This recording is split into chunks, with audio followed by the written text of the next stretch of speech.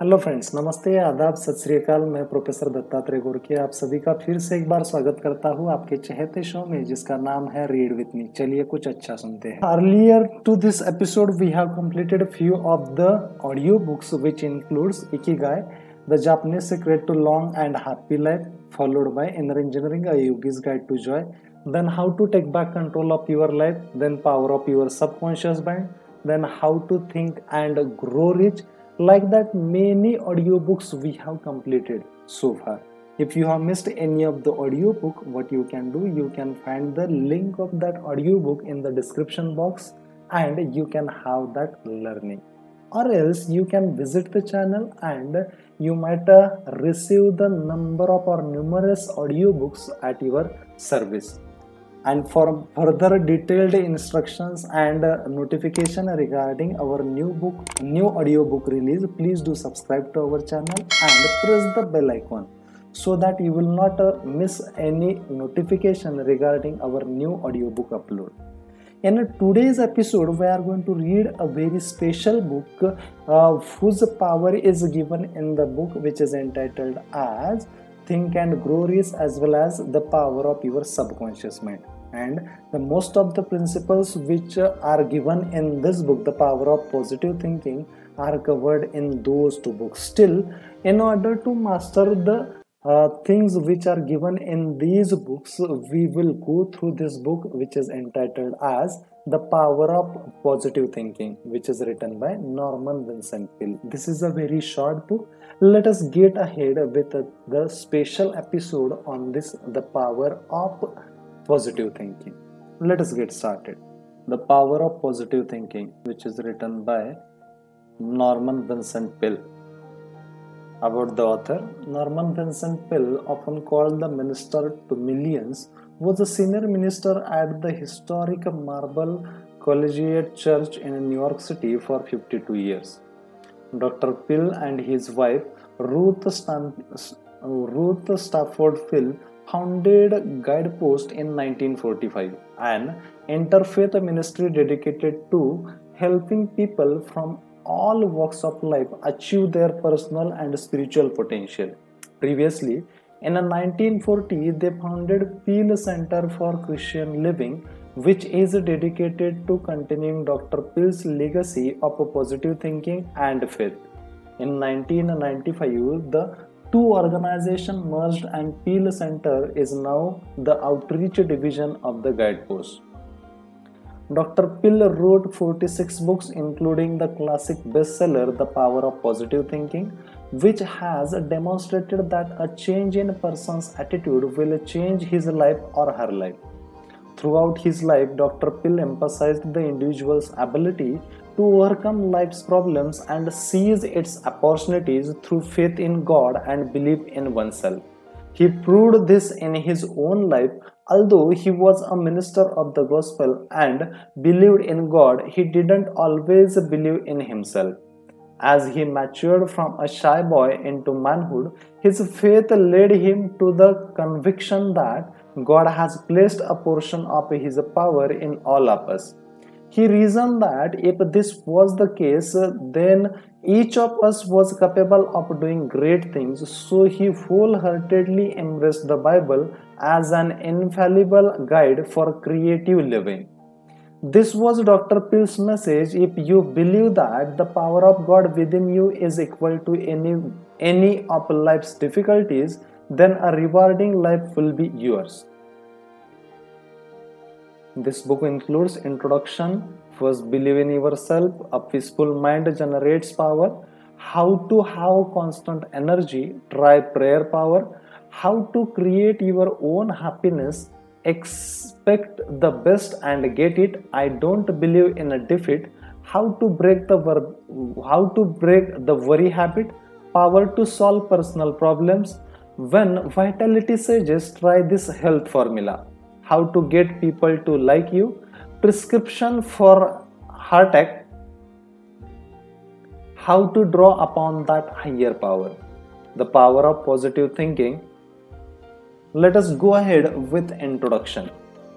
Before manuscript of The Power of Positive Thinking was delivered to the publishers, Dr. Norman Vincent Peale wrote, Mrs. Peale and I sat in our living room reviewing the year of preparation and writing of this book. There were many prayers for the guidance during that period. Many times I felt the message of the book was given to me by inspiration, for as I wrote, I always struggled to understand the needs of people. Since its first printing in 1952, The Power of Positive Thinking has been translated into 40 languages and sold more than 20 million copies. This condensation was prepared by Rick Cox, formerly a top editor at Reader's Digest. It retains the techniques and examples from the original text, which demonstrates that you can have a peace of mind, improved health, and never ceasing flow of energy. In short, your life can be full of joy and satisfaction. The concept of positive thinking has permeated our culture. It is a philosophy of faith that does not ignore life's problems but rather explains a practical approach to life's full potential. It is a system of creative living based on spiritual techniques, and its operation is demonstrated in the lives of thousands of people. We offer this condensed edition because these are timeless truths that will work today and tomorrow. The powerful principles contained here are given to us by the greatest teacher who ever lived and still lives. This book teaches a simple yet scientific system of the practical techniques for successful living that works. Elizabeth Peale Allen's chairman of the board guideposts. First, believe in yourself. Believe in yourself, have faith in your abilities. Without a humble but a reasonable confidence in your own powers, you cannot be successful or happy. But with the self-confidence, you can succeed. A sense of inadequacy interferes with the attainment of your hopes, but self-confidence leads to self-realization and achievement. Because of the importance of this mental attitude, this book will help you believe in yourself and release your inner powers. An appealing number of the people are made miserable by an inferiority complex, but you need not suffer from this trouble. You can develop faith in yourself. After a convention, a man approached me and asked, "May I talk with you about a matter of desperate importance to me?" We went backstage and sat down. "I am in town to handle the most important business deal of my life," he explained, "but I don't believe I can put it over. I am discouraged and depressed. In fact," he lamented, I am just about sunk. Why is it that all my life I have been tormented by inferiority feelings? I listened to your speech tonight about the power of positive thinking, and I want to ask how I can get some faith in myself. There are 2 steps, I replied. First, it is important to discover why you have these feelings. That require analysis and will take time and may require a treatment. But to pull you through this immediate problem, I shall give you a formula. As you walk down the street tonight, repeat certain words I shall give you. Say them over several times before your important appointment. Do this with an attitude of faith and you will receive ability to deal with this problem. Following is the affirmation I gave him. I can do all things through Christ which strengthens me. Now follow that prescription and things will come out all right. He pulled himself up, stood quietly for a moment, then said with a considerable feeling, "Okay, doctor, okay." I watched him square his shoulders and walk out. He seemed a pathetic figure, yet the way he carried himself showed that faith was already at work in his mind. Subsequently, he reported that this simple formula did wonders for him. He added, "It seems incredible that a few words from the Bible could do so much." of the various cores of inferiority feelings, not a few stem from childhood. My own story is a perfect illustration. As a small boy, I was painfully thin. I had lots of energy, was unattractive, was healthy and hard as nails but thin. And that bothered me because I didn't want to be thin. I longed to be the hard-boiled and tough and fat. I did everything to get fat. I drank cool liver oil, consumed a vast number of milkshakes, chocolate, then sedans, cakes and peas, but they did not affect me in the slightest. I stayed thin and lay awake nights thinking and agonizing about it. I kept on trying to get heavy until I was about 30, when all of a sudden I bulged at the seam. Then I became self-conscious because I was so fat and firm. Finally had to take off 40 pounds with equal agony to get myself down to respectable size. In the second place, practically every member of my family was a public speaker, and that was the last thing I wanted to be. Then they used to make me speak even when it filled me with a terror. I had to use every known device to develop confidence in what powers the good Lord gave me. I found the solution in the simple technique of faith taught in the Bible. These principles are scientific and can heal any personality of inferiority feelings. Their use can release the powers which have been inhibited by a feeling of inadequacy. Such are some of the sources of the inferiority complex which erect power barriers in our personalities. It is some emotional violence done to us in childhood, or the consequences of certain circumstances, or something we did to ourselves. This melody arises out of the misty past in the dim recesses of our personalities. Perhaps you had an older brother who was a brilliant student. He got A's in school, you made only C's, and you never heard the last of it. So you believed that you could never succeed in life as he could. He got A's and you got C's, so you reasoned that you were consigned to getting C's all your life. Apparently, you never realized that some of those who failed to get high grades in school have been the greatest successors outside of school. Just because somebody gets an A in college doesn't mean him the greatest man in the United States, because maybe his A's will stop when he gets his diploma, and the fellow who got C's in school will go on later to get the real A's in life.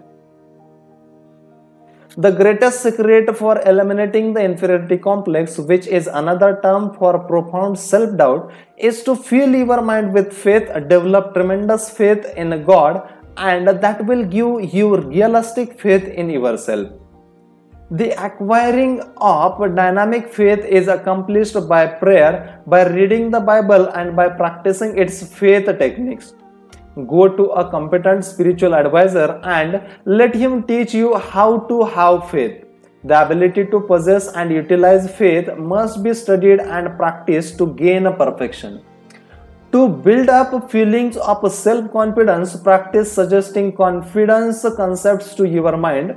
It is possible even in the midst of your daily work to drive confident thoughts into consciousness. Let me tell you about one man who said so while driving me to a lecture engagement. He said, "I used to be filled with insecurities, but I hit upon a wonderful plan which knocked these feelings out of my mind, and now I live with confidence." This was the wonderful plan. He pointed to two clips fastened on the instrument panel of the car, and reaching into the glove compartment, took out a pack of cards. He selected one and slipped it beneath the clip. It read, "If you have faith, nothing shall be impossible unto you." He removed that one, selected another, and placed it under the clip.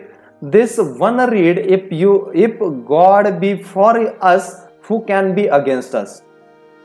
I am a traveling salesman, he explained, and I used to drive around between calls thinking fear and defeat thoughts. This is one reason my sales were down, but since I have been using these cards and committing the words to memory, the insecurities that used to haunt me are just about gone.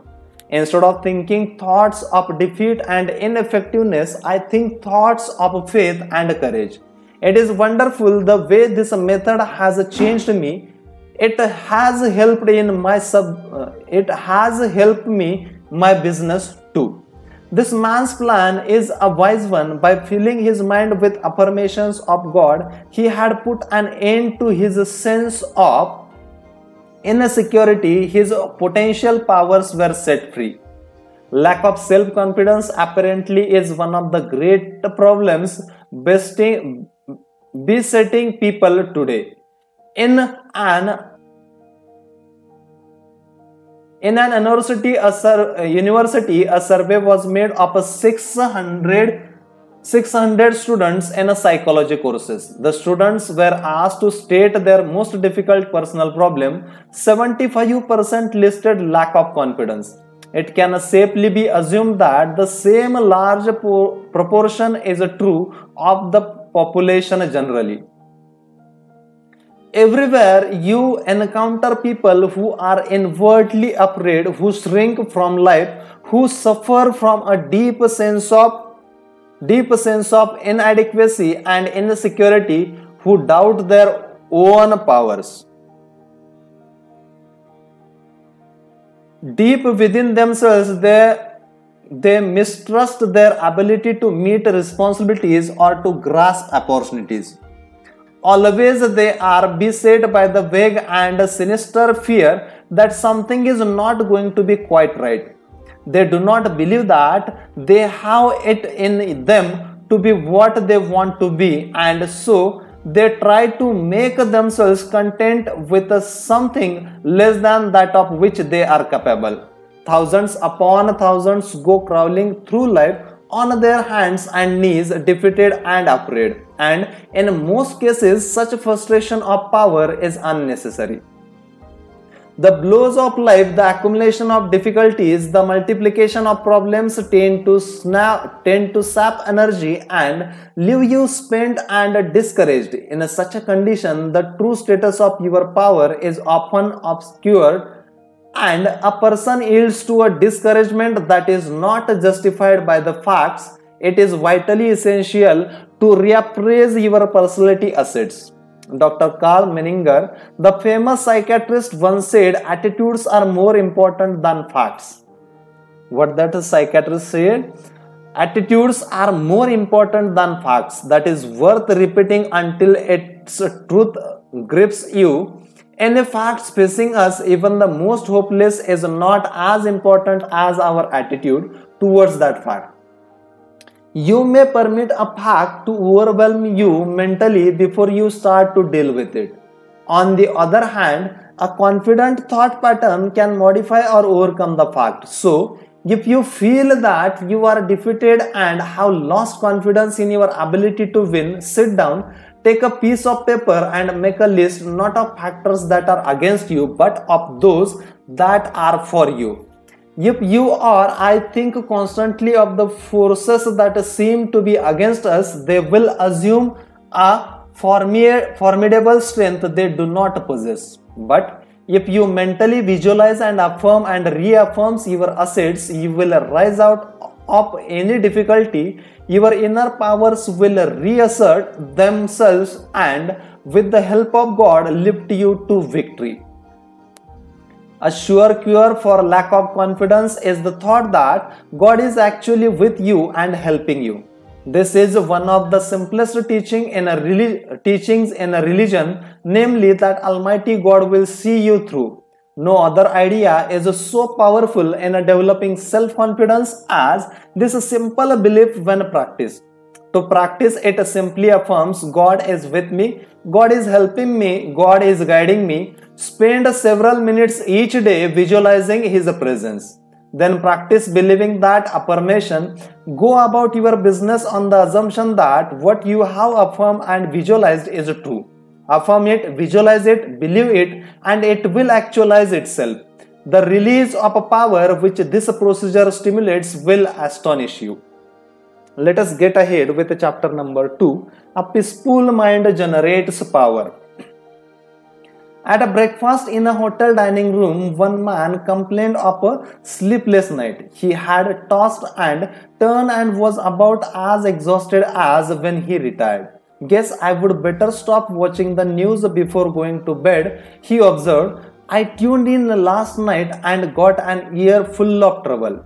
Another man spoke up. I had a grand night. Of course, I used my go-to-sleep plan which never fails to work. I prodded him for his plan, which he explained as follows. When I was a boy, my father, a farmer, had the habit of gathering the family in the parlor at the bedtime, and he read to us out of the Bible. After prayers, I would go up to my room and sleep like a top. But when I left home, I got away from the Bible reading and prayer habit. For years, practically the only time I ever prayed was when I got into a jam. But some months ago, my wife and I, having difficult problems, decided we would try it again. We found it a helpful practice, so now every night before going to bed, she and I together read the Bible and pray. I don't know what there is about it, but I have been sleeping better and things have improved. In fact, even on the road as I am now, I still read the Bible and pray. Last night, I read the 23rd class out loud. He turned to the other man and said, I didn't go to bed with an ear full of trouble. I went to sleep with the mind full of peace. Well, there are two cryptic phrases for you. An ear full of trouble and a mind full of peace. Which do you choose? The essence of the secret lies in a chance of a mental attitude. One must learn to live on a different thought basis, and even though thought change requires effort, it is much easier than to continue living as you are. The life of strain is difficult. The life of inner peace, being harmonious and without stress, is the easiest type of existence. The cheap struggle then in gaining mental peace is the effort of revamping your thinking to the relaxed attitude of acceptance of God's gift of peace. As a physician said, many of my patients have nothing wrong with them except their thoughts. So I have a favorite prescription I wrote for some. It is a verse from the Bible. I do not write out that verse for my patients. I make them look it up. The verses read, be you transformed by the renewing of your mind. To be happier and healthier, they need a renewing of their minds, and that is a change in their thoughts. When they take this prescription, they actually achieve a mind full of peace that helps to produce health and well-being. A primary method for gaining a mind full of peace is to practice emptying the mind. At least twice a day, empty your mind of fears, hates, insecurities, regrets, and guilt feelings. To prevent unhappy thoughts from sneaking in again, immediately fill your mind with creative and healthy thoughts. At intervals during the day, practice thinking a carefully selected series of peaceful thoughts. Let mental pictures of the most peaceful scenes you have ever witnessed pass across your mind, as, for example, the silvery light of the moon falling upon rippling waters, or the sea washing gently upon soft shores of the sand. Such peaceful thought images will work upon your mind as a healing medicine. Repeat audibly some peaceful words. Words have profound suggestive power, and there is healing in the very saying of them. Use a word such as serenity. Picture serenity as you say it. Repeat it slowly and in the mood of which the word is a symbol. It is also helpful to use lines from poetry or passages from the scriptures. A man of my acquaintance who achieved a remarkable peace of mind has the habit of writing on cards unusual quotations expressing peacefulness. He carries one of the cards in his wallet at all times, referring to it frequently until each quotation is committed to memory. He says that each such idea dropped into subconscious lubricates his mind with peace. One of the quotations he used is from a 16th century mystic. Let nothing disturb you, let nothing frighten you. Everything passes away except God. God alone is sufficient. There are other practical ways by which you can develop serenity and quiet attitudes. One way is through your conversation in a group. When the conversation takes a trend that is upsetting, try injecting peaceful ideas into the talk. To have peace of mind, fill your personal and group conversation with positive, happy, optimistic, and satisfying expressions. Another effective technique in developing a peaceful mind is the daily practice of silence. Insist upon not less than a quarter of an hour of absolute quiet every 24 hours. Go alone into the quietest place available to you and sit or lie down for 15 minutes and practice the art of silence. Do not write or read. Think as little as possible. Throw your mind into neutral. Conceive of your mind as the surface of the body of water and see how nearly quiet you can make it so that there is not a ripple. When you have attained a quiet state, listen for the deeper sounds of harmony and beauty and of God that are to be sound in the essence of silence. Saturate your thoughts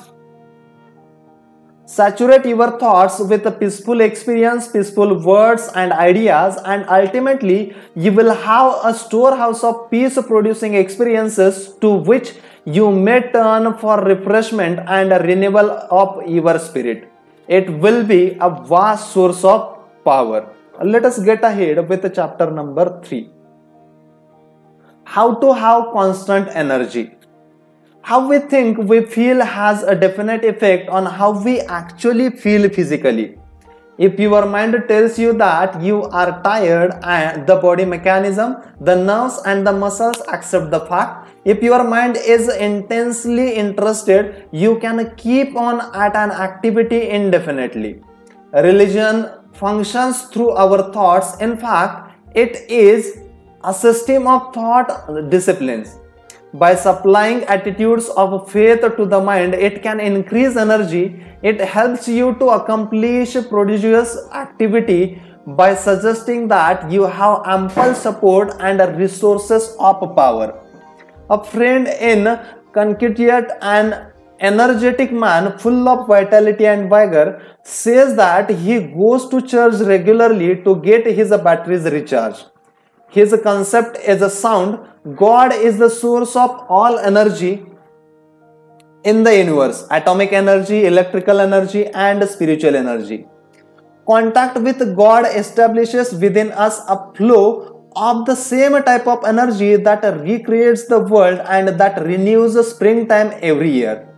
When we are in spiritual contact with God, the divine energy flows through the personality, automatically renewing the original creative act. The principles of Christianity, scientifically utilized, can develop a continuous flow of energy into the human mind and body. Every great personality I have ever known who has demonstrated the capacity for prodigious work has been a person in tune with the infinite. Every such person seems in harmony with nature. They have not necessarily been pianists, but invariably they have been extraordinarily well organized emotionally and psychologically. It is fear, resentment, the projection of parental faults upon people when they are children, inner conflicts and obsession that throw off balance the finely tuned nature, thus causing undue expenditure of a natural force. I am convinced that neither age nor circumstance need to deprive us of energy and vitality. Although its pages, the Bible talks about vitality and force and life. The supreme overall word of the Bible is life, and life means vitality. To be filled with energy, this does not rule out pain or suffering or difficulty. But the clear implication is that if a person practices the creative and recreative principles of Christianity, he can live with power and energy. The practice of Christian principles will bring a person into the proper tempo of living. Our energies are destroyed because of the abnormal pace at which we go. The conservation of energy depends upon getting your personality speed synchronized with the rate of God's movement.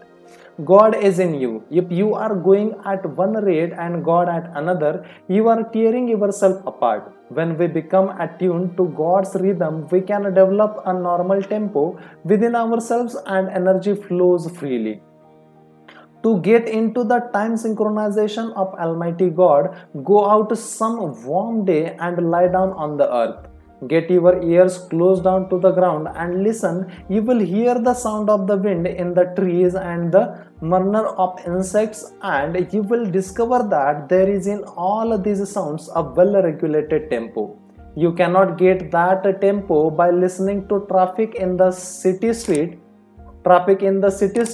for it is lost in the confusion of sound. You can get in a church where you hear the word of God and the great hymns. Truth vibrates of God's tempo in a church. To avoid tiredness and to have energy, feel your way into the essential rhythm of Almighty God and all His work. To accomplish this, relax physically, then conceive of your mind as likewise relaxing. Follow this mentally by visualizing the sound as becoming quiescent, then pray as follows. Dear God, you are the source of all energy. You are the source of all energy in the sun, in the atom, in all flesh, in the bloodstream, in the mind. I hereby draw energy from you as from an illimitable source. Then practice believing that you receive energy. Keep in tune with the infinite. To live with the constant energy, it is also important to get your emotional faults corrected. You will never have full energy until you do. Not Prockney, one of the greatest football coaches this country ever produced, said that a football player cannot have sufficient energy unless his emotions are under spiritual control. In fact, he went so far as to say that he would not have a man on his team who did not have a genuinely friendly feeling for every fellow player. I have to get the most energy out of a man, he said, and have discovered that it cannot be done if he hates another man. Hate blocks his energy and he isn't up to par until he eliminates it and develops a friendly feeling. People who lack energy are disorganized by their deep, fundamental emotional and psychological conflicts such as guilt and fear. But healing is ever possible. The surest way not to become tired is to lose yourself in something in which you have a profound conviction. A famous statesman who made 7 speeches in one day was still boundless in energy. Why are you not tired after making 7 speeches? I asked. Because, he said, I believe absolutely in everything I said in those speeches. I am enthusiastic about my convictions. That's the secret. He was on fire for something. He was pouring himself out, and you never lose energy and vitality in so doing. You only lose energy when life becomes dull in your mind. Your mind gets bored and therefore tired doing nothing. You don't have to be tired. Get interested in something. Get absolutely enthralled in something. Throw yourself into with abandon. Get out of yourself, be somebody, do something. Don't sit around mounting about things, reading the papers and saying, why don't they do something? The man who is out doing something isn't tired. If you are not getting into good causes, no wonder you are tired. You are disintegrating, you are dying on the vine. The more you lose yourself in something bigger than yourself, the more energy you will have. Let us start with chapter number 4. Try prayer power. You are dealing with the most tremendous power in the world when you pray. The secret of prayer is to find the process that will most effectively open your mind humbly to God. Any method through which you can stimulate the power of God to flow into your mind is legitimate. An illustration of a scientific use of prayer is the experience of a man who opened a small business. As he characterized it, a little hole in the wall in a New York City years ago. He had one employee. In a few years, they moved into a larger room and then into extensive quarters. It became a very successful operation. This man's method of business, as he described it, was to fill the little hole in the wall with optimistic prayers and thoughts. He declared that hard work, positive thinking, fair dealing, right treatment of people, and the proper kind of praying always gets results. This man worked out his own simple formula for solving his problems through prayer power. The formula is prayerize, picturize, actualize. The formula is prayerize, picturize, and actualize.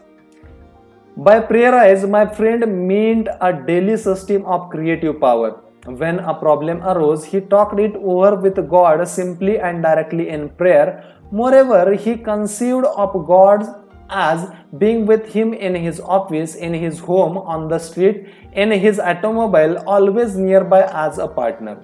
He took seriously the biblical injunction to pray without ceasing. He interpreted it as a meaning that he should go about every day discussing with God in a natural, normal manner the question that he had to be dealt with. He did not often kneel to offer his prayers, but would, for example, say to God, "What will I do about this, Lord?" Or, "Give me a fresh insight on this, Lord." The second point in this formula of a creative prayer is to picturize. The basic factor in the physics is force. The basic factor in psychology is the realizable wish. When either failure or success is picturized, it strongly tends to actualize in terms equivalent to the mental image pictured. To assure something worthwhile happening, first pray about it and test it according to God's will. Then print a picture of it on your mind as happening, holding the picture firmly in consciousness. Continue to surrender the picture of God's will, that is to say, put the matter in God's hand and follow God's guidance. Work hard and intelligently, thus doing your part to achieve success. Practice believing and continue to hold the picture in your thoughts. Do this and you will be astonished at the strange ways in which the picture comes to pass. In this manner, the picture actualizes with that which you have prayerized and picturized actualize according to the pattern of your basic realizable wish when conditioned by invoking God's power upon it, and if moreover you give fully of yourself to its realization. I have practiced this prayer method and find great powers in it. Others have likewise reported that it released creative power into their experience. For example, a woman discovered that her husband was drifting from her. Theirs had been a happy marriage, but the wife had become preoccupied in social affairs and the husband had gotten busy in his work. Before they knew it, the close old-time championship was lost. One day, she discovered his interest in another woman. She became hysterical.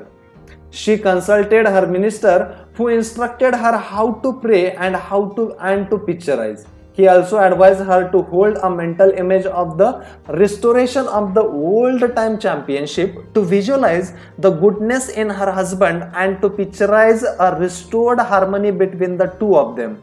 She was to hold the picture with faith. About this time, her husband informed her that he wanted a divorce. She had conquered hysteria and calmly replied that she was willing if he wanted it, but suggested a deferral of the decision. If at the end of the 90 days he will still want a divorce, I will cooperate. He gave her a quizzical look, for he had expected an outburst. Night after night he went out, and night after night she sat at home, but she pictured him in his old chair. She even pictured him drying the dishes as he did when they were first married. She visualized the two of them playing golf together as they once had.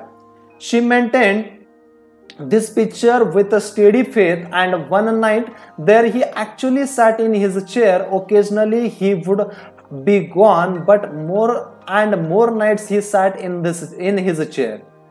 Then one Saturday afternoon he asked, "What do you say to a game of golf?" The days went by pleasantly until she realized that the 19th day had arrived. So that evening she said quietly, "Bill, this is the 19th day." "What do you mean?" he asked, puzzled. "The 19th day. Why don't you remember we agreed to wait 90 days to settle that divorce matter, and this is the day." He looked at her for a moment, then hidden behind his paper turned a page, saying, "Don't be silly. I couldn't possibly get along without you. Where did you ever get the idea I was going to leave you?" I have known many other people who have successfully applied this technique. When sincerely and intelligently brought into situation, this has produced such excellent results that it must be regarded as an extraordinary efficient method of prayer. People who take this method seriously and actually use it get astonishing results. Let us get ahead with chapter number 5, how to create your own happiness. Who decides whether you shall be happy or unhappy? You do. A television celebrity had as a guest on his program an aged man, and he was a rare old man indeed. His remarks were entirely unpremeditated.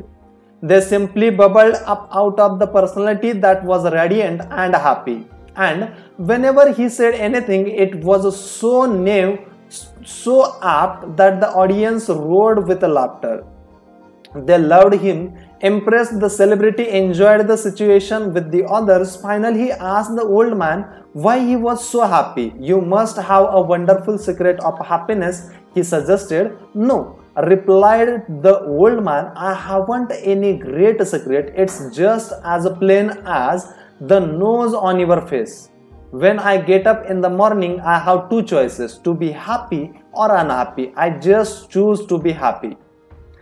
It may appear that the old man's remark was superficial, but I recall that Abraham Lincoln, whom nobody could accuse of being superficial, said that people are just about as happy as they make up their minds to be. You can be unhappy if you want to be. It is the easiest thing in the world to accomplish. Just choose unhappiness. Go around telling yourself that things aren't going well, that nothing is satisfactory, and you can be quite sure of being unhappy. But say to yourself, things are going nicely, life is good, I chose happiness, and you can be quite certain of having your choice. To become a happy person, have a clean soul, eyes that see romance in the commonplace, a child's heart, and spiritual simplicity. Many of us manufacture our own unhappiness. Of course, not all unhappiness is self-created, for social conditions are responsible for not a few of our woes. Yet, to a large extent, by our thoughts and attitudes, we distill out of the ingredients of life either happiness or unhappiness for ourselves. Anyone who desires it, who wills it, and who learns and applies the right formula may become a happy person. If happiness is Determined by our thoughts, it is necessary to drive off the thoughts which make for depression and discouragement.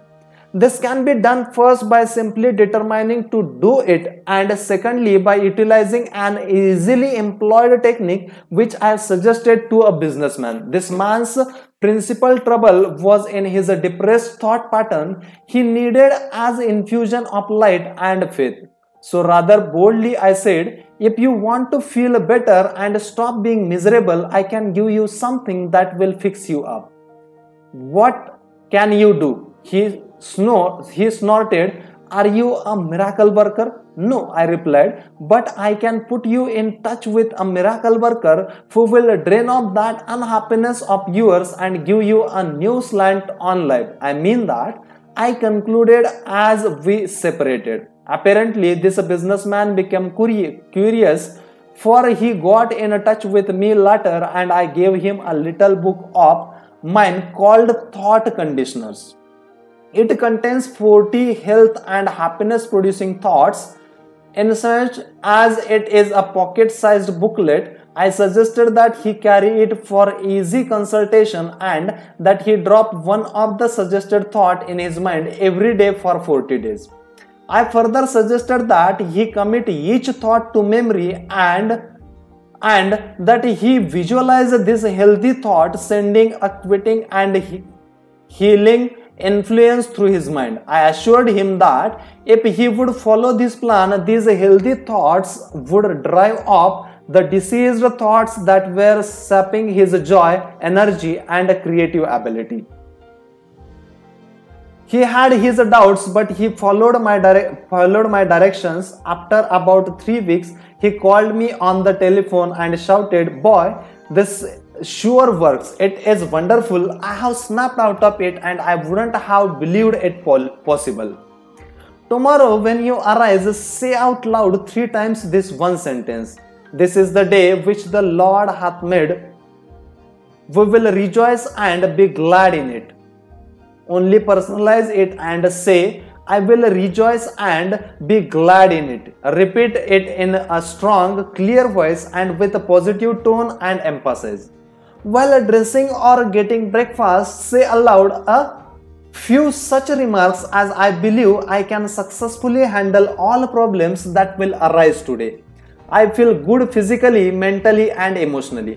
It is wonderful to be alive. I am grateful for all that I have had, for all that I now have and for all that I shall have. Things aren't going to fall apart. God is here and He is with me and He will see me through. I thank God for every good thing." Throughout the day, base your actions and attitudes upon fundamental principles of happy living. One of the most simple and basic of such principles is that of human love and goodwill. It is amazing what happiness a sincere expression of compassion and tenderness will induce. A genuinely happy man is a friend of mine, H.C. Matton, who with his equally happy life, Mary, travels throughout the country. Mr. Matton carries a unique business card on the reverse side of which is stated the philosophy that has brought happiness to him and his wife and to hundreds of others who have been so fortunate as to feel the impact of their personalities. The card reads, "The way to happiness: keep your heart free from hate, your mind from worry, live simply, expect little, give much, fill your life with love, scatter sunshine, forget self, think of others, do as you would be done by." Try this for a week and you will be surprised. As you read these words, you may say, "There is nothing new in that." Indeed, there is something new in it if you have never tried it. When you start to practice it, you will find it the most astonishing method of a happy and successful living you have ever used. What is the value of having known these principles all your life if you have never made use of them? Such inefficiency in living is tragic for a man to have lived in poverty when all the time right on his doorstep in gold indicates an unintelligent approach to life. Of course, in order to give power to these principles of happiness and make them work, it is necessary to support them with a dynamic quality of life. You are not likely to secure effective results even with spiritual principles without spiritual power.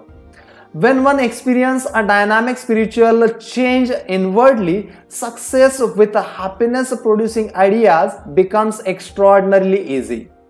If you begin to use spiritual principles, however awkwardly, you will gradually experience spiritual power inwardly.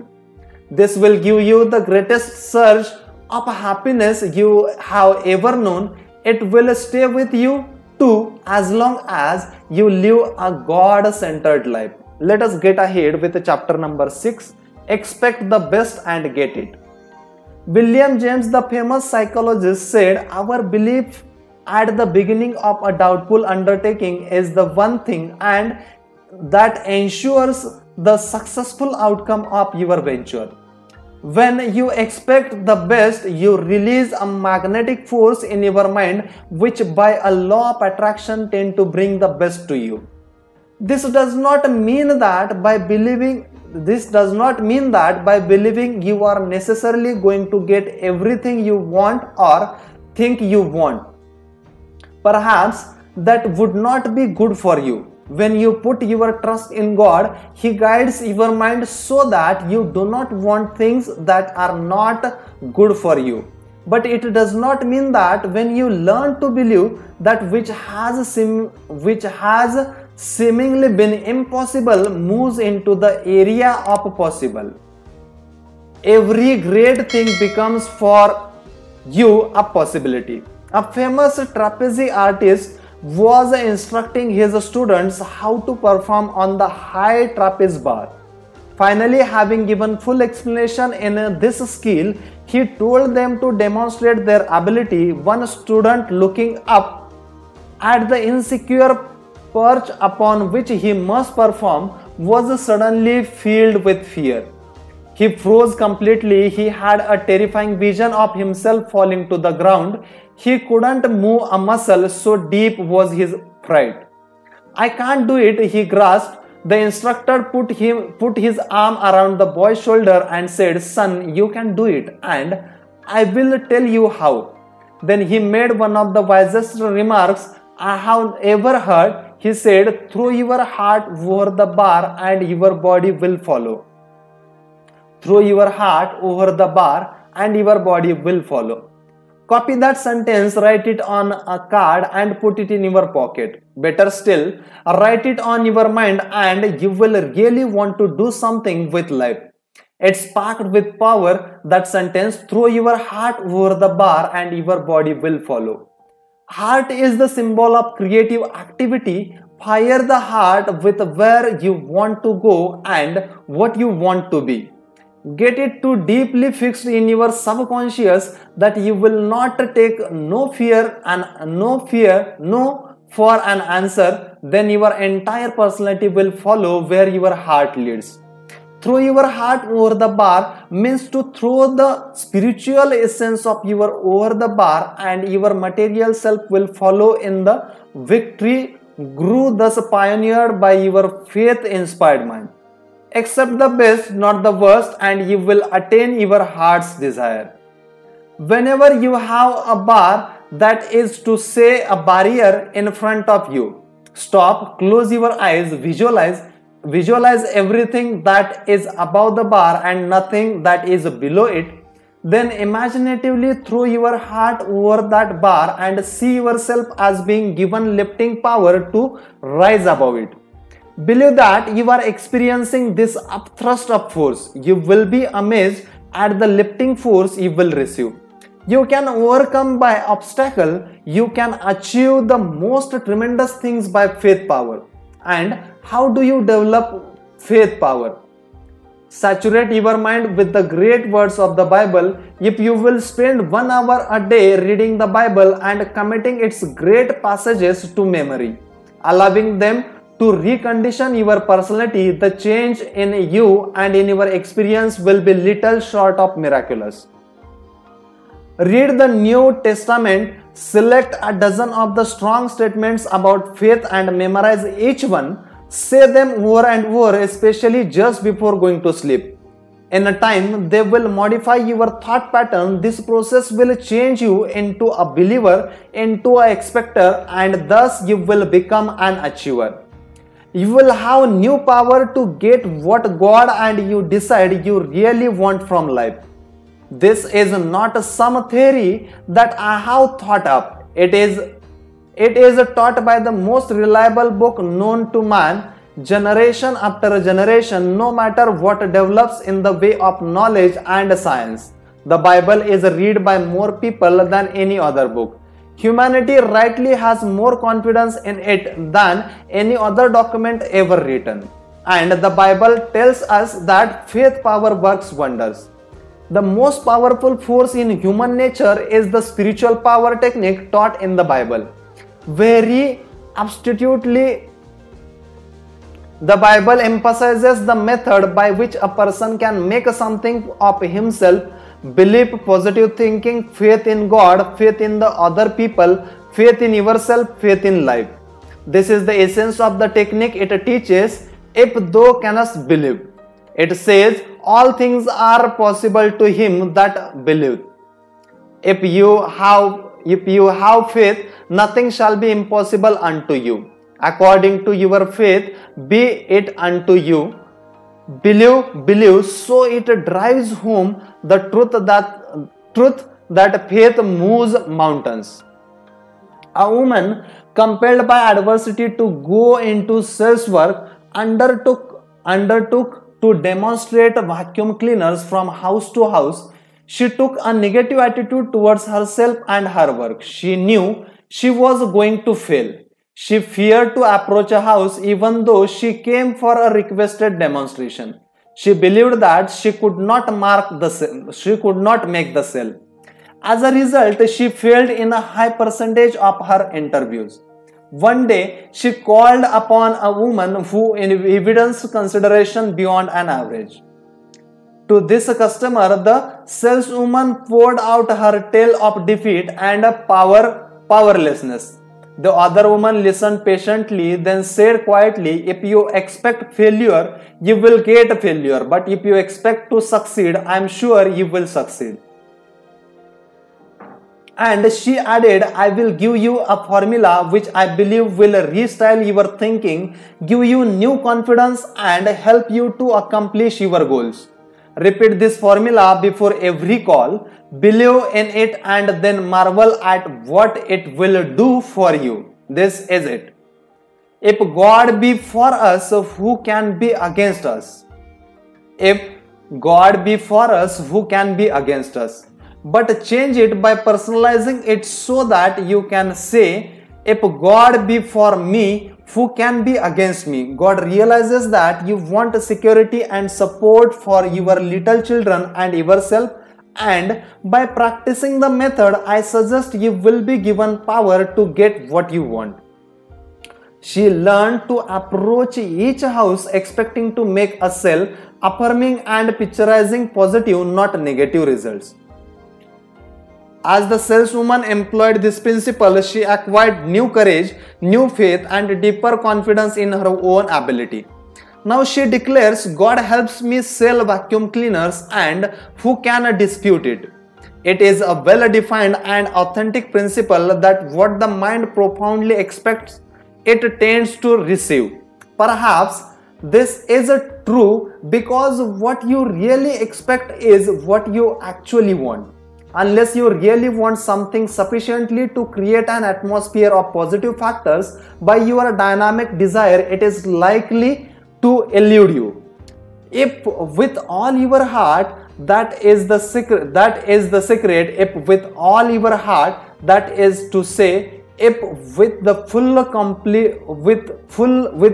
complement of your personality, you reach out creatively towards your heart's desire, your reach will not be in vain.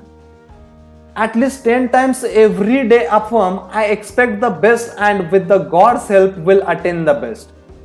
In so doing, your thoughts will turn towards the best and become conditioned to its realization. This practice will bring all of your powers to focus upon the attainment of best. It will bring the best to you.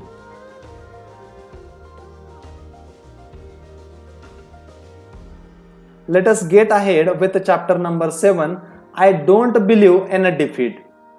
There is no difficulty you cannot overcome. A wise and philosophical man once said to me, when asked how to overcome his difficulties, how do I get through a trouble? Well, first I try to go around it, and if I cannot go around it, I try to get under it, and if I can't get under it, I try to go over it, and if I can't get over it, I just flow right through it. Then he added, God and I flow right through it.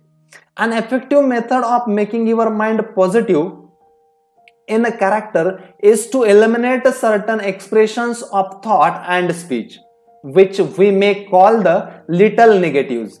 The negatives clutter up the average person's conversation, and while each one is seemingly unimportant in itself, the total effect is to condition the mind negatively.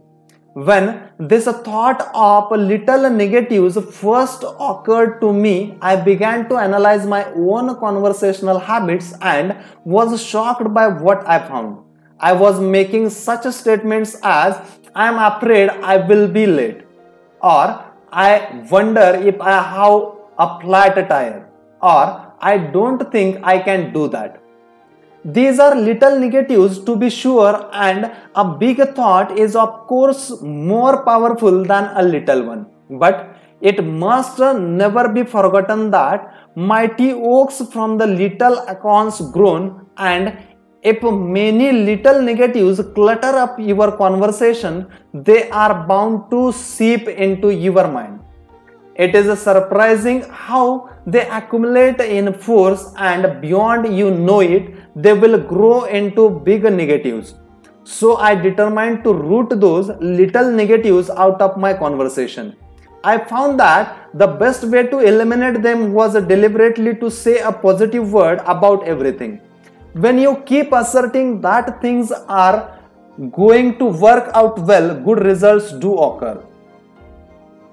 On a roadside billboard, I saw an advertisement of a certain brand of motor oil. The slogan read, a clean engine always delivers power. So will a mind free of negatives.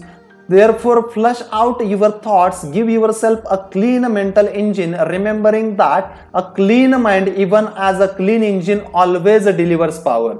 So to overcome your obstacles and live the I don't believe in a defeat philosophy, cultivate a positive idea pattern. What we do with obstacles is directly determined by our mental attitude. Most of our obstacles are mental in a character. You may object, mine are not mental, mine are real. Perhaps so, but your attitude towards them is a mental. What you think about your obstacles largely determines what do you about them. Form the mental attitude that you cannot remove an obstacle and you will not remove it. But when your mind becomes convinced that you can do something about difficulties, astonishing results will begin to happen. All of a sudden, you discover that you have the power you would never acknowledge.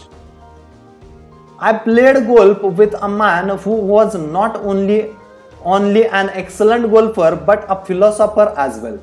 As we went around the golf course, the game itself drew out of him a gem of wisdom for which I shall ever be grateful. I hit a ball into some high grass. When we became up to my ball, I said in my dismay, "Now just look at that. I certainly am in the rough. I have a bad lie. It is going to be tough getting out of here." My friend grinned and said, "Didn't I read something in your books about positive thinking?" Sheepishly, I acknowledged that such was the case. I wouldn't think negative about that lie of yours, he said. Do you think you could get a good hit if this ball were lying out on the fairway on the short grass? I said, I thought so. Well, he continued, why do you think you could do better out there than here? Because, I replied, the grass is cut short on the fairway and the ball can get away better. Then he did a curious thing. Let's get down on our hands and knees, he suggested, and see just how this ball does lie. So we got down on our hands and knees, and he said, observe that the relative height of the ball here is about the same as it would be on the fairway. The only difference being that you'll have about 6 inches of the grass above the ball. Then he did an even more whimsical thing. Notice the quality and the character of this grass, he said. He pulled off a blade and handed it to me. Chew it, he said. I chewed and he asked, isn't that tender? Why, yes, I replied. Well, he continued, an easy swing of your number 5 and will cut through that grass almost like a knife. And then he gave me this sentence which I am going to remember as long as I live, and I hope you will also. The rub is only mental. In other words, he continued, it is a rub because you think it is. In your mind, you have decided that there is an obstacle which will cause you difficulty. The power to overcome this obstacle is in your mind. If you visualize yourself lifting the ball out of the rub, believing you can do it, your mind will transfer flexibility, rhythm and power to your muscle, and you will handle that club in such a manner that the ball will rise right out of there in a beautiful shot. All you need to do is to keep your eye on that ball and tell yourself that you are going to lift it out of that grass with a lovely stroke. Let the stiffness and tension go out of you. Hit it with exhilaration and power. Remember, the rub is only mental. To this day, I remember the thrill, the sense of power and delight I had in the clean shot that dropped the ball to the edge of the green. That is a great fact to remember in connection with the difficult problems. The rub is only mental. Believe that Almighty God has put in you the power to lift yourself out of the rub by keeping your eye firmly fixed on the source of your power. Affirm to yourself that through this power you can do anything you have to do. Believe that this power is taking the tension out of you, that this power is flowing through you. Believe this and a sense of victory will come. Let us get ahead with chapter number 8, how to break the worry habit. You do not need to be a victim of worry. Reduced to its simplest form, what is worry? It is simply an unhealthy and destructive mental habit. You were not born with the worry habit, you acquired it, and because you can change any habit and any acquired attitude, you can cast worry from your mind. To eliminate abnormal worry, empty the mind daily. This should be done preferably before retiring at night to avoid the retention by the consciousness of worries while you sleep. During sleep, thoughts tend to sink more deeply into the subconscious. The last 5 minutes before going to sleep are of extraordinary importance, for in that brief period the mind is most receptive to suggestion. It tends to absorb the last ideas that are entertained in waking consciousness. This process of mind drainage is important in overcoming worry, for fear thoughts, unless drained off, can clog the mind and impede the flow of mental and spiritual power. But such thoughts can be emptied from the mind and will not accumulate if they are eliminated daily. To drain them, utilize a process of creative imagination. Conceive of yourself as actually emptying your mind of all anxiety and fear. Picture all worry thoughts as flowing out as you would let water flow from a basin by removing the stopper. Repeat the following affirmation during this visualization. With God's help, I am now emptying my mind of all anxiety, all fear, all sense of insecurity. Repeat this slowly 5 minutes, then add, I believe that my mind is now emptied of all anxieties, all fear, all sense of insecurity. Repeat that statement 5 times, meanwhile holding a mental picture of your mind as being emptied of these concepts. Then thank God for thus freeing you from fear and go to sleep. In starting the curative process, the foregoing method should be utilized in mid-morning and mid-afternoon as well as at bedtime. Go into some quiet place for 5 minutes for this purpose. Faithfully perform this process and you will soon note beneficial results. Upon emptying the mind, practice refilling it. Fill it with thoughts of faith, hope, courage, expectancy. Say aloud such affirmations as, God is now filling my mind with courage, with peace, with calm assurance. God is now protecting me from all harm. God is now protecting my loved ones from all harm. God is now guiding me to right decision. God will see me through this situation. A half dozen times each day, crowd your mind with such thoughts as these until the mind is overflowing with them. In due course, these thoughts of faith will crowd out worry. Fear is the most powerful of all thoughts, with one exception, and that one exception is faith. Faith can always overcome fear. Faith is the one power against which fear cannot stand. Day by day, as you fill your mind with faith, there will be ultimately no room left for fear. This is the one great fact that no one should forget. Master faith and you will automatically master fear.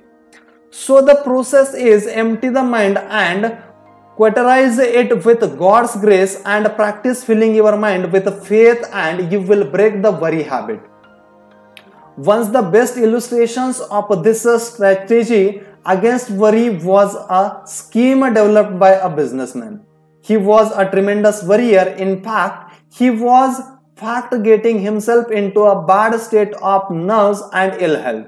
His particular form of worry was that he was always doubtful as to whether he had done or said the right thing. He was always rehashing his decisions and getting himself enamored about them. Finally, he broke his worry habit by working out a little ritual that he performed every night before leaving his office.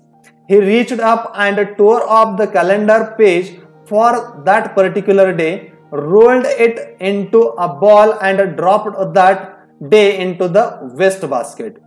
Then he prayed, Lord, you gave me this day. I did the best I could with it and you helped me.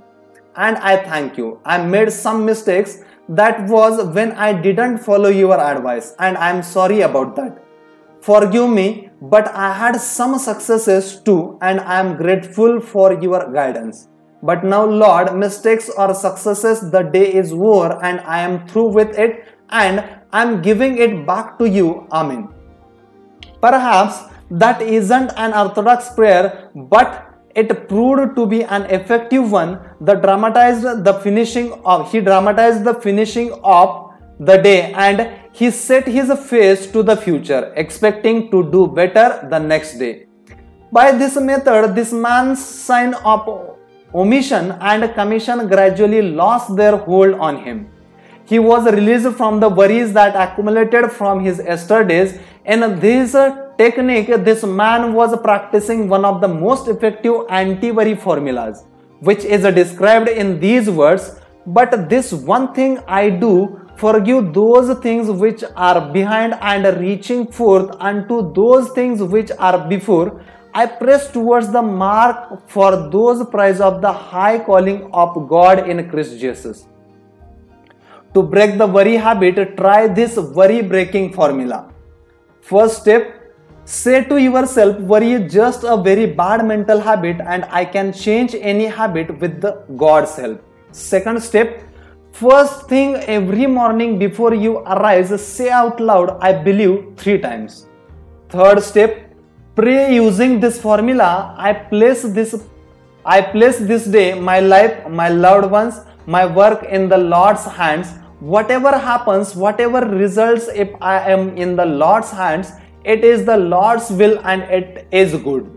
Step number 4, practice saying something positive concerning everything about which you have been talking negatively. Don't say, I will never be able to do that. Instead, affirm, with God's help, I will do that. Fifth step, never participate in a worry conversation.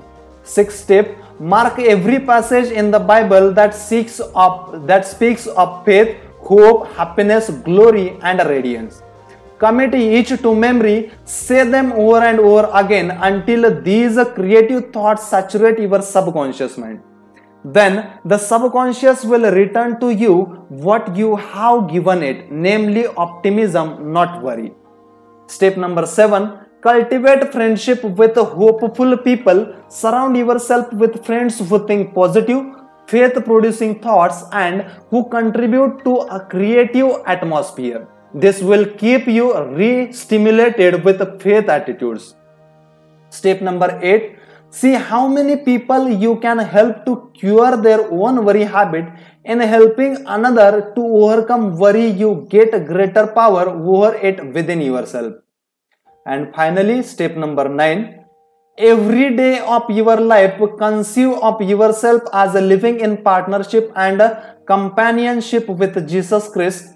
If He actually walked by your side, would you be worried or afraid? Well, then say to yourself, He is with me. Affirm aloud His promise, I am with you always. Then change it to say, He is with me now. Repeat the affirmation 3 times every day. Let us get ahead with chapter number 9. Power to solve personal problems. One of the most effective techniques in problem solving is the simple device of conceiving of God as a partner. One of the basic truths taught by the Bible is that God is with us. In fact, Christianity begins with that concept, for when Jesus Christ was born, He was called Emmanuel, meaning God with us. Christianity teaches that in all the difficulties, problems and circumstances of this life, God is close by. We can talk to Him, lean upon Him, get help from Him, and have the inestimable benefit of His interest, support, and help. Practically, everybody believes in a general way that this is true, and many have experienced the reality of this faith. In getting correct solutions to your problems, however, it is necessary to go a step further than believing this. For one must actually practice the idea of presence. Practice believing that God is as real as your spouse or your business partner or your closest friend. Practice talking matters over with Him. Believe that He hears and gives thoughts to your problems. Assume that He impresses upon your mind and ideas and insights necessary to solve your problems. Definitely believe that in these solutions there will be no error, but that you will be guided to actions according to truth, which results in right outcomes. A businessman stopped me one day following a Rotary Club meeting in a western city at which I had made a speech. He told me that something he had read in one of my newspaper columns had, as he put it, completely revolutionized his attitude and saved his business. Naturally, I was interested and pleased that any little thing I had said would bring about such a splendid result. I had been having quite a difficult time in my business. He said, in fact, it was beginning to be a serious question as to whether I could save my business. A series of unfortunate circumstances together with market conditions, regulatory procedures and the economy affected my line profoundly. I read this article of yours in which you advance the idea of taking God in as a partner. I think you use the phrase effect a merger with God. When I first read that, it seemed to me a rather cracked brain idea. How could a man on earth, a human being, take a God as a partner? Besides, I had always thought of gods as a vast being so much bigger than man that I was like an insect in his sight, and yet you were saying that I should take him as a partner. The idea seemed preposterous. Then a friend gave me one of your books and I found similar ideas scattered all through it. You told actual life stories about people who followed this advice. They all seemed to be a sensible people, but still I was unconvinced. I always had the idea that ministers are idealistic theorists, that they knew nothing about business and practical affairs. So I sort of wrote you up, he said with a smile. However, a funny thing happened one day. I went to my office so depressed that I actually thought perhaps the best things for me to do would be to blow my brains out and get away from all these problems which seemed completely to floor me. Then into my mind came this idea of taking God as a partner. I shut the door, sat in my chair and put my head on my arms on the desk. I hadn't prayed more than a dozen times in as many years. However, I certainly did pray on this occasion. I told the Lord that I had heard this idea about taking him in as a partner, that I wasn't actually sure what it meant and how one did it. I told him that I was baffled, bewildered and discouraged. I said, Lord, I cannot offer you much in way of a partnership, but please join with me and help me. I don't know how you can help me, but I want to be helped. So I now put my business, myself, my family and my future in your hands. Whatever you say goes. I don't even know how you are going to tell me what to do, but I am ready to hear and will follow your advice if you will make it clear. Well, he continued, that was prayer. After I finished praying, I sat at my desk. I guess I expected something miraculous to happen, but nothing did. However, I did suddenly feel quiet and rested. I actually had a feeling of peacefulness. Nothing out of the ordinary occurred that day or that night, but the next day when I went to my office, I had a brighter and happier feeling than usual. I began to feel confident that things would turn out right. It was hard to explain why I felt that way. Nothing was any different. In fact, you might even say things were a shade worse, but I was different. This feeling of peacefulness stayed with me and I began to feel better. I kept praying each day and talked to God as I would to a partner. They were not churchly prayers, just plain man-to-man talk. Then one day in my office, all of a sudden an idea popped up in my mind. It was like toast popping up in a toaster. I said to myself, well, what do you know about that? For it was something that had never occurred to me, but I knew instantly that it was just the method to follow. Why I had never thought of it before, I haven't the slightest idea. My mind was too tied up. I guess I hadn't been functioning mentally. I immediately followed the hunch. Then he stopped. No, it was no hunch. It was my partner talking to me. I immediately put this idea into operation and things began to roll. New ideas began to flow out of my mind, and despite conditions, I began to get the business back on an even keel. Now the general situation has improved considerably and I am out of the woods.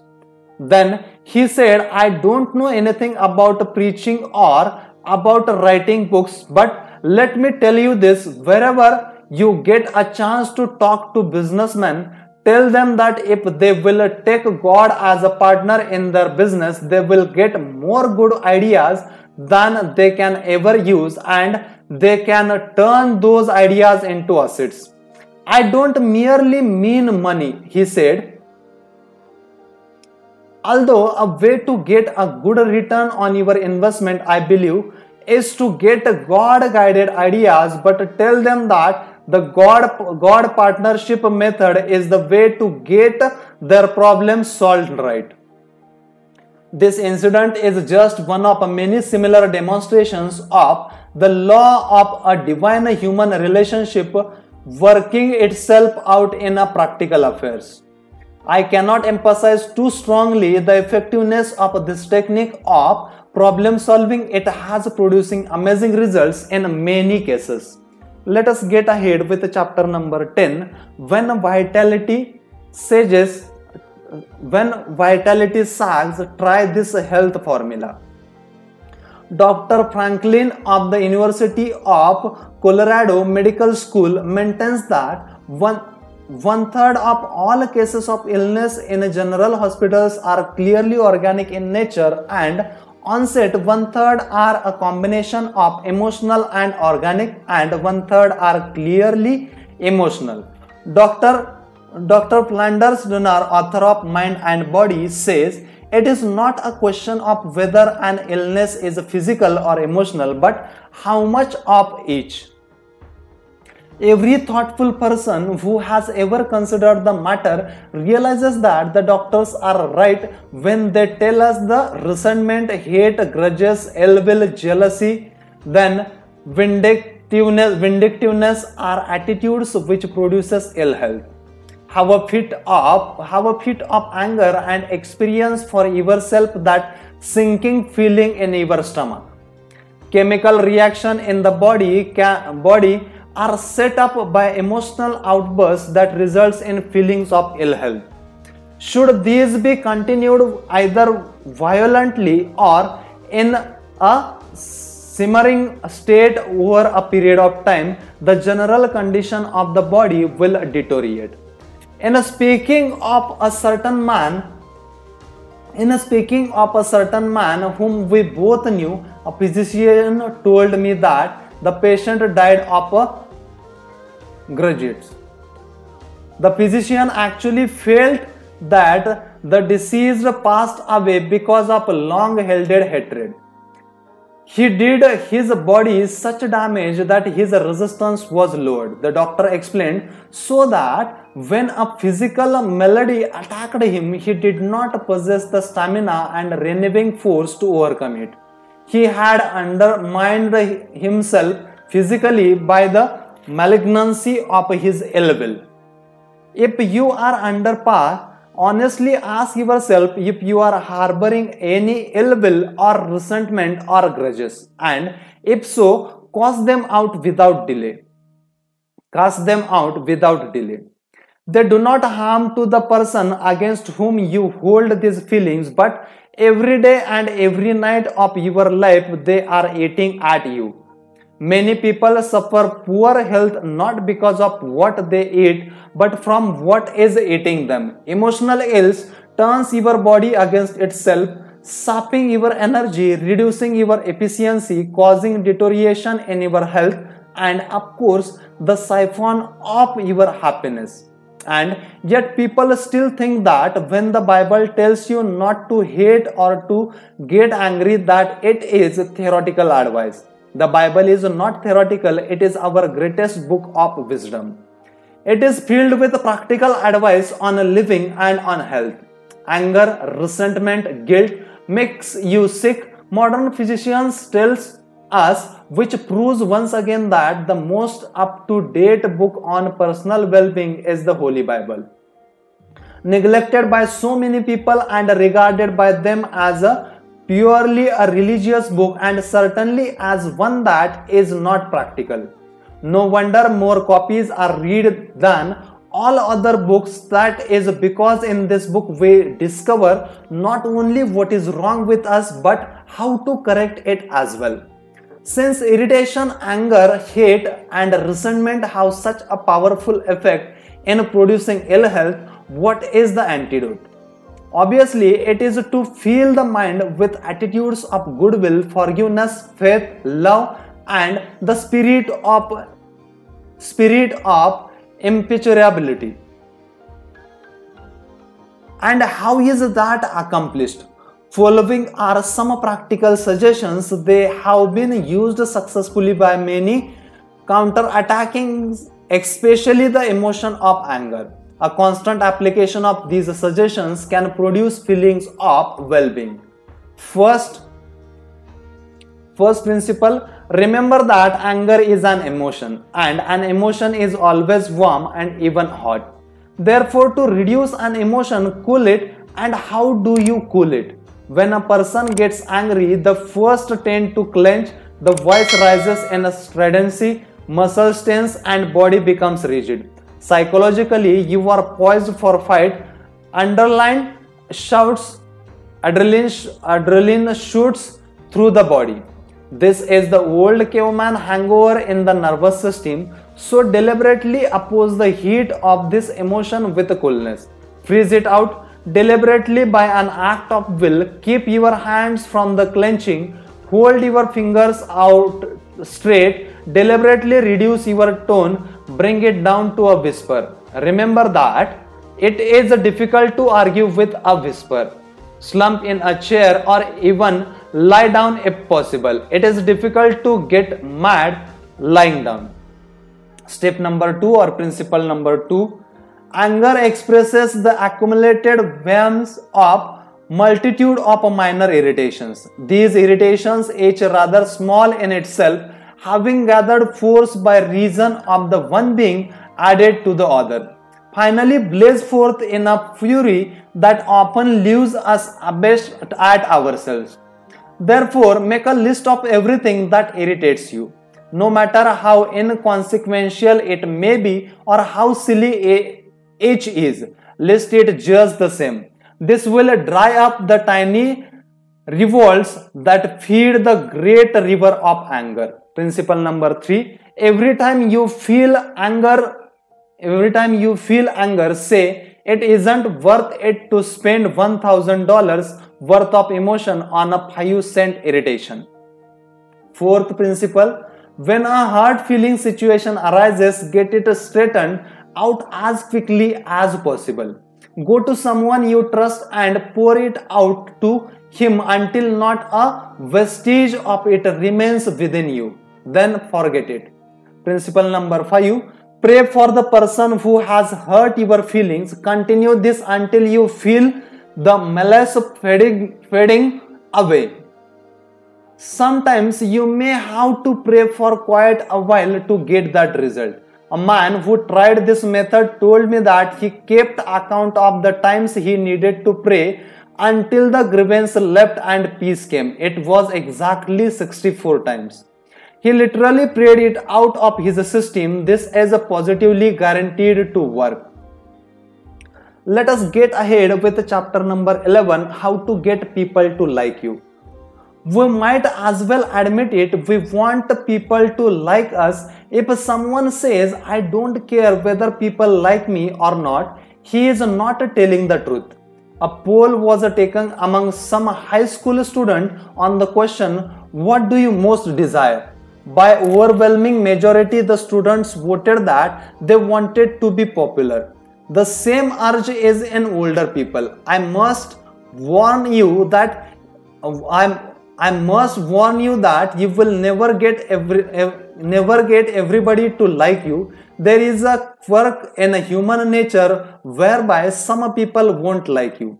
It may be due to lack of recruitment and that baffling mechanism by which we either do or do not click with certain people. Even if you are a difficult person or by nature shy, and retiring even unsocial, you can attain popularity by practicing a few simple, natural and easily mastered techniques. First, become a comfortable person. One who is easygoing and pleasant. Christianity teaches that one basic trait will go far toward getting people to like you. That trait is a sincere and forthright interest in and love for people. Perhaps if you cultivate this basic trait, other traits will naturally develop. If you are a comfortable person, do not assume that the reason other people do not like you is because of something wrong with them. Assume instead that the trouble is within yourself and determined to find and eliminate it. A man came to our New York clinic seeking help in personal relationships. About 35 years of age, he was splendidly proportioned and impressive.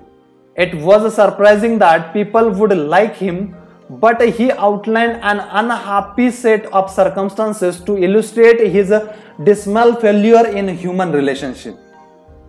I do my best, he explained. I have tried to put into practice the rules I have been taught about getting along, but people just don't like me. After talking with him, it was not difficult to understand the trouble. There was about him a noticeable attitude of superiority. He was rigid, self-centered, and egotistical. This young man was irritable with people and he picked on them in his own mind, though no outward conflict with other persons developed. Inwardly, he was trying to make everybody over to suit himself. Unconsciously, people realized these barriers were erected in their minds towards him.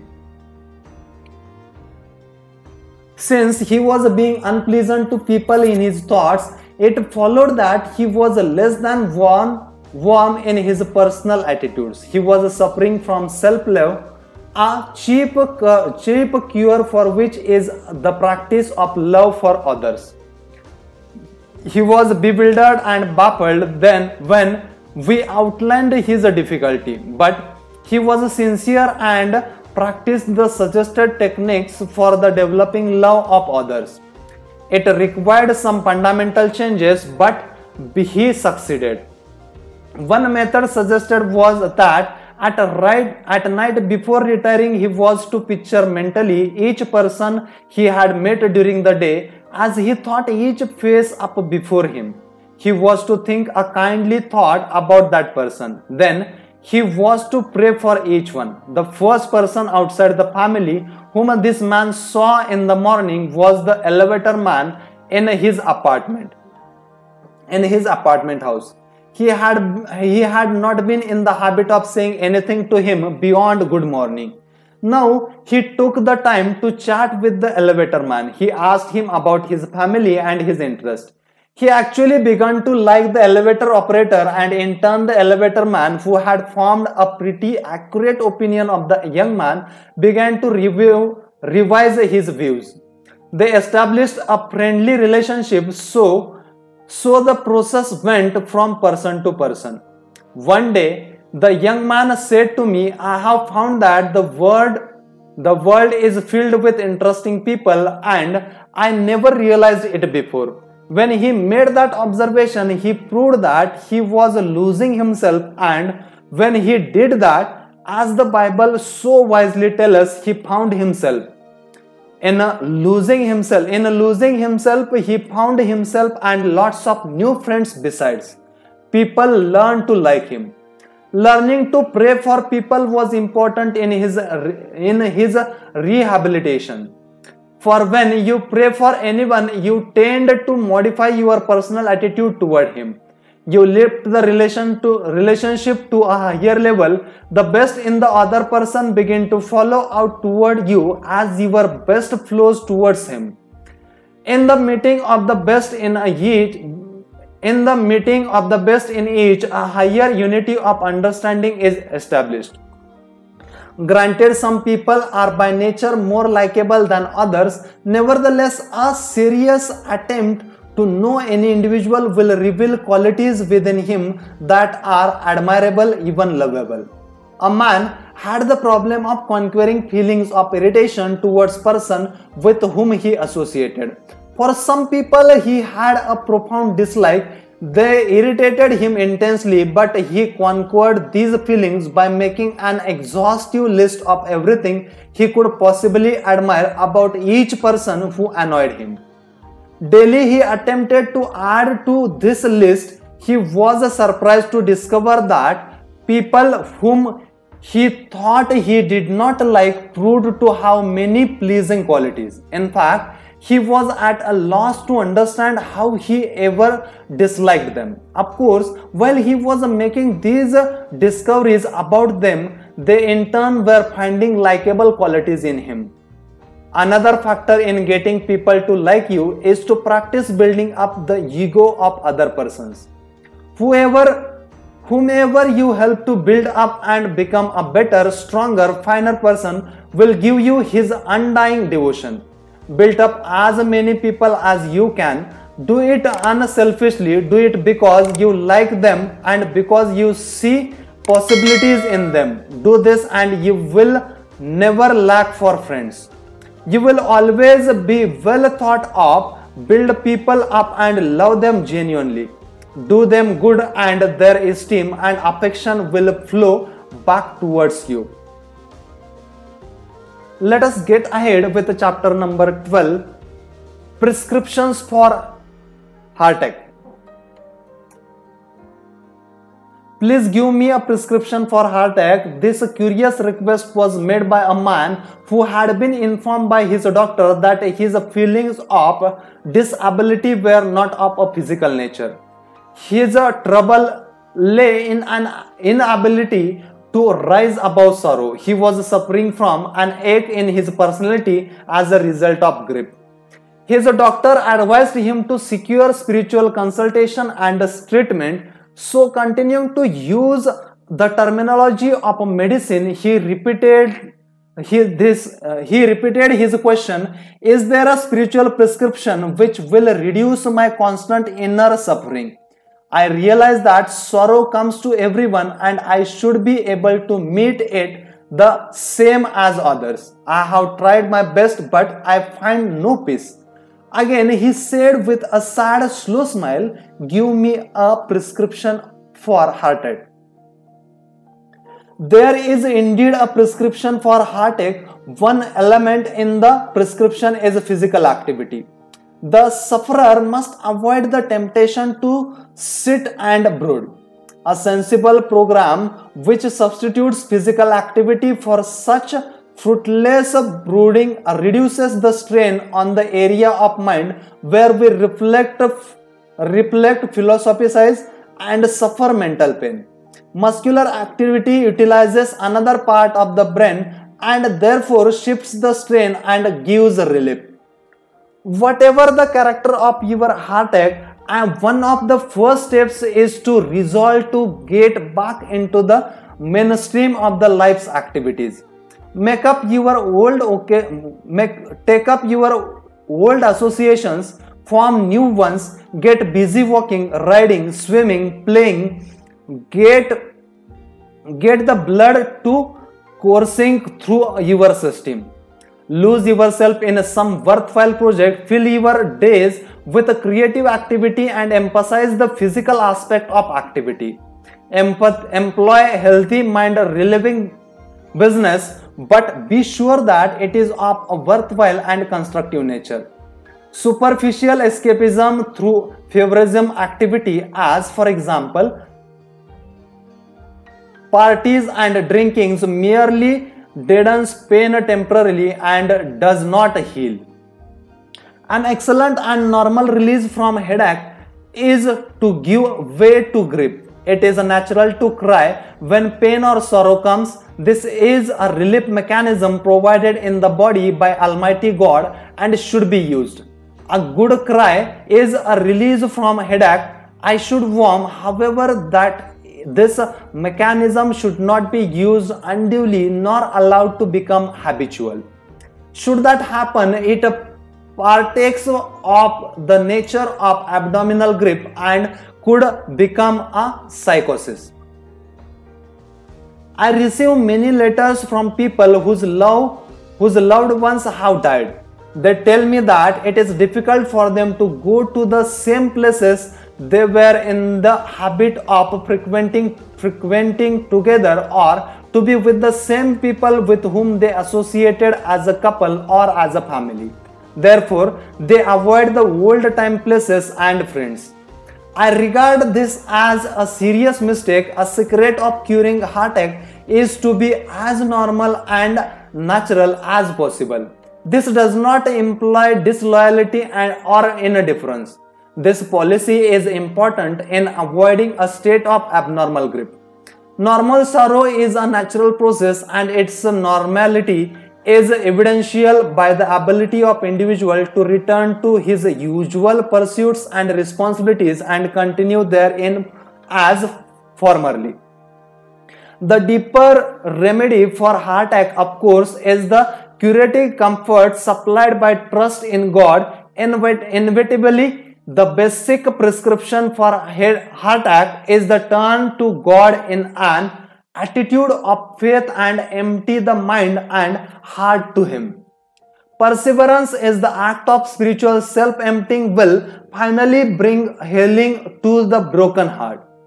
Another profoundly curative element in the prescription for the heartache is to gain a sound and satisfying philosophy of life and death and deathlessness.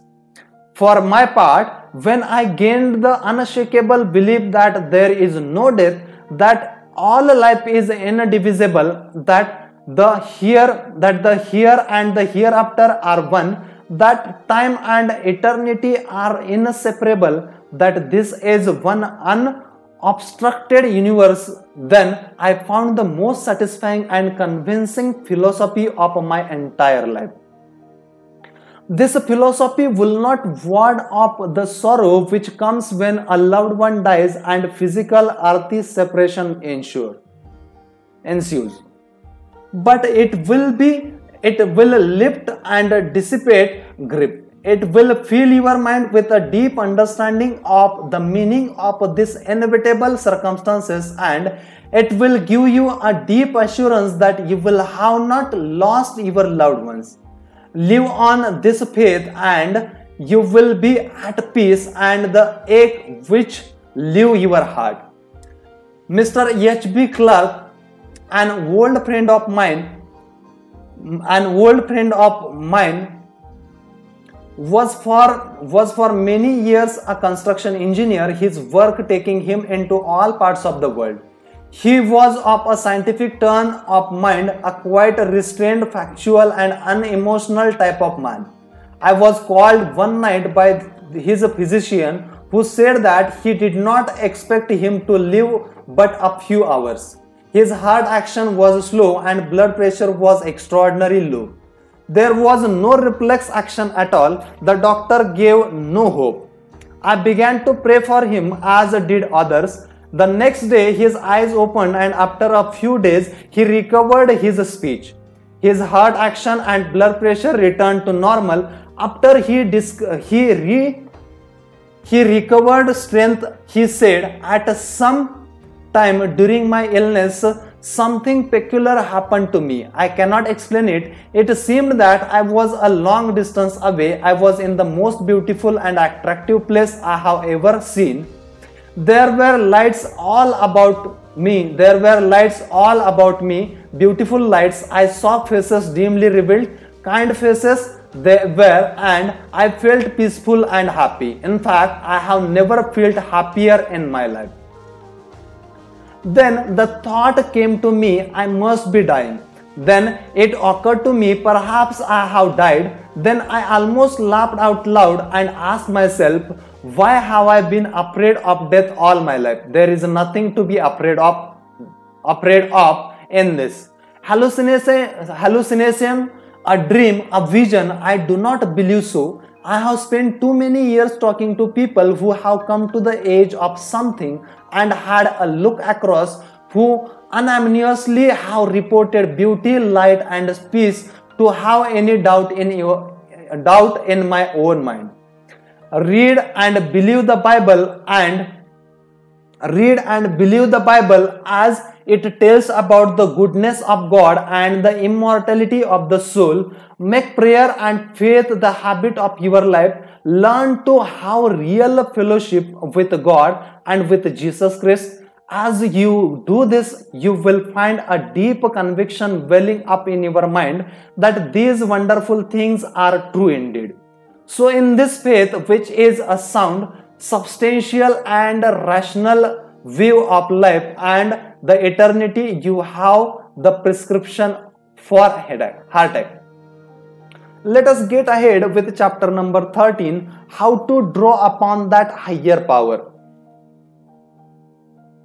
When quite young, I was called to a large church in a university community, and many of my congregations were professors in the university as well as leading citizens of the city. I wanted to justify the confidence of those who gave me such an outstanding opportunity and accordingly worked hard. As a result, I began to get rather tired and nervous and had no feeling of normal power. One day, I decided to call on Professor Hugh M. Taylor, a great friend of mine. He was a wonderful teacher, also a great fisherman and hiker. He was a man's man, an outdoor personality. I knew that if I did not find him at the university, he would be out on the lake fishing, and sure enough, there he was. He came ashore at my hill. The fish are biting, come on, he said. I climbed in his boat and we fished a while. What's the matter, son? He asked with understanding. I told him how hard I was trying and that it was getting me down nervously. I have no feeling of lift or power, I said. He chuckled. Maybe you are trying too hard. As the boat scraped the shore, he said, come in the house with me. As we entered in the cabin, he ordered, lie down therein on that couch. I want to read you something. Shut your eyes and relax while I find the quotation. I did as directed and thought he was going to read me some philosophical or perhaps diverting piece, but instead he said, here it is, listen quietly while I read it to you, and let these words sink in. Has through not known, has through not heard, that the everlasting God, the Lord, the creator of the ends of the earth, fainteth not, neither in he weary. There is no searching of his understanding. He given power to the faint, and to them that have no might he increase the strength. Even the youth shall faint and youth shall faint and be weary, and the young man shall utterly fall. But they that wait upon the Lord shall renew their strength. They shall mount up with wings as eagles. They shall run and not be weary, and they shall walk and not fret. Then he asked, do you know from what I am reading? Yes, the 40th chapter of Isaiah, I answered. I am glad you know your Bible, he commented. Why don't you practice it? Now relax, take 3 deep breaths in and out slowly, practice resting yourself in God, practice depending upon Him for His support and power. Believe He is giving it to you now and don't get out of touch with that power. Yield yourself to it and let it flow through you.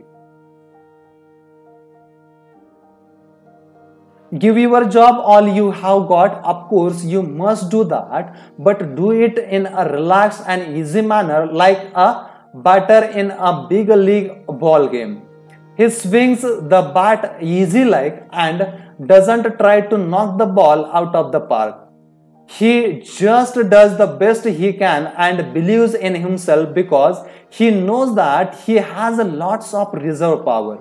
Then he repeated the passage again. Then that wait upon the Lord shall renew their strength. That was a long time ago, but I never forget that lesson. He taught me how to draw upon that higher power, and believe me, his suggestions worked. I continue to follow my friend's advice and it has never failed me. My life is crowded with activity, but the power formula gives me all the strength I need. A second method of drawing upon that higher power is to learn to take a positive, optimistic attitude towards every problem. In a direct proportion to the intensity of the faith which you muster, will you receive power to meet your situation. According to your faith be it unto you is a basic law of successful living. There is a higher power and the power can do everything for you. Draw upon it and experience it great helpfulness. Why be defeated when you are free to draw upon that highest power? State your problem, ask for a specific answer, believe that you are getting that answer. Believe that now, through God's help, you are gaining power over your difficulty. This higher power is constantly available if you are open to it. It will rush in like a mighty tide. It is there for anybody under any circumstances or situation or in any condition. This tremendous inflow of power is of such force that in its intrusion, it drives everything before it, casting out fear, hate, sickness, weakness, moral defeat, scattering them as though they had never touched you, refreshing and re-strengthening your life with health, happiness and goodness. Why not draw upon that higher power? And finally, manifesting through prayer. The Bible says, the effectual frequent prayer of a righteousness man availeth much. This means that the efficient, persistent prayer of a person who thinks right will bring about great results. Norman Vincent Peale. For more than 50 years, Guidepost Prayers Ministry has been praying for people around the world at their point of need by telephone, mail and the web. Our prayer has opened up new ways to have global impact through a social networking platform that allows communities to come together in a prayer online. No matter where they are in the world, each request receives personal attention from our volunteers who pray for each individual by name and by need. As we lift these prayers up to God, it is more than a responsibility. It is a privilege. Although we are only the messengers, we know that God listens, hears and answers our prayers. Thank you so much all of you for connecting with us. We have completed a very special audiobook which is entitled as The Power of Positive Thinking, which is written by Norman Vincent Peale. Okay. Thank you so much all of you for connecting with us. तब तक we will come with the next episode with a new audiobook. तब तक हंसते रहिए, मुस्कुराते रहिए और कुछ अच्छा सुनते रहिए. अगर आपको बाहर जाने की ज़रूरत पड़ रही है तो please wear mask and maintain social distancing and frequently wash your hands with either soap or sanitizer. Okay, and already we have decided, in order to encourage our team's efforts, what you are going to do, you are going to subscribe to our channel and you are going to share the learnings or this audiobook with as many people as we can. I am pretty sure that you all are going to help me to reach 1 million people with this audiobook entitled as The Power of Positive Thinking, which is written by Norman Vincent Peale. Thank you so much all of you for connecting with us. Have a great day ahead. Thank you. Appreciate our efforts by subscribing to our channel. Thank you.